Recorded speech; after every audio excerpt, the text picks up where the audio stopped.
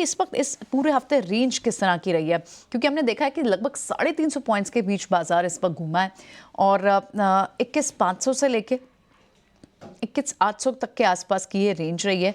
और आज दिन भर में आपने देखा कि 21,750 एक जो रेजिस्टेंस के तौर पर अपीयर हो रहा था वो अब तक तो फिलहाल कायम ही है, लेकिन एटलीस्ट बहुत घटा भी नहीं है। एक बार के लिए 21,700 के नीचे ज़रूर आ गया था 21,600 650 के आसपास, लेकिन फिर वहाँ से इंच बैक हुआ है।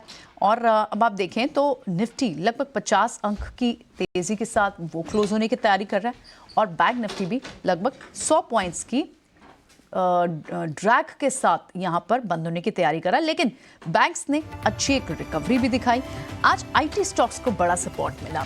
इसी हफ्ते में यही आईटी स्टॉक्स बड़े ड्रैगर भी थे, उसके बाद रिकवरी मोड पर आए। बड़ी ब्रोकिंग हाउस की रिपोर्ट्स भी आई हैं, स्प्लिट व्यू आया है कई सारे स्टॉक्स पे, लेकिन अब ये फिर से ahead of the numbers strength के साथ क्लोज हो रहे हैं। लार्ज कैप के आप इनफैक्ट 5 के 5 नाम देखें तो वो इस वक्त तेजी के साथ बंद हो रहे हैं। LTI Mindtree, TCS, Infosys, Wipro, Tech Mahindra, पहले 5 से 7 बड़े गेनर्स में इन काउंटर्स का नाम भी शामिल है। उसके अलावा थोड़े से जो FMCG पैक के नाम थोड़े आज सुबह के ट्रेड में FMCG के फार्मा के नेम्स, वहाँ पर थोड़े लार्ज कैप नेम्स में थोड़ी सी ड्रैग थी, लेकिन वो भी रिकवर हुआ है।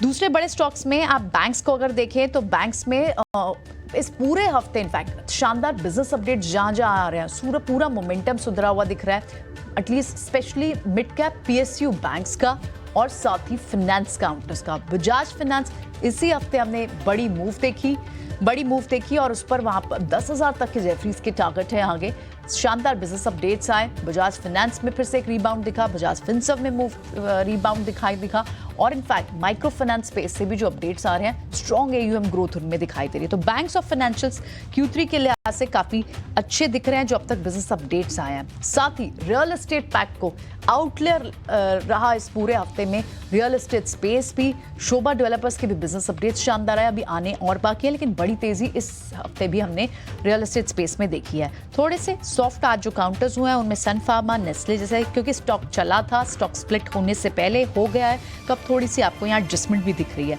लेकिन बैंक्स में HDFC बैंक के भी आज अपडेट आए थे, लेकिन वहां पर भी आप देखें तो अपडेट्स के बाद भी थोड़ा दबाव स्टॉक में देखने को मिला। तो ओवरऑल बाजार में एक अच्छा हफ्ता ये रहा। ग्लोबल क्यूज हमें ज्यादा नहीं मिले थे पहले फर्स्ट हाफ में, लेकिन उसके बाद बाजार ने अपनी तेजी और अपनी चाल भी पकड़ी। आप अर्निंग्स कंप्लीटली ट्रिगर है बाजार के लिए। शो को यही वाइंड अप करते हैं। हम फिर से रेजिस्टेंस जोन के नीचे ही बंद हुए हैं। अगले हफ्ते देखना होगा कि हम क्या चीज करते हैं। मुझे अभिषेक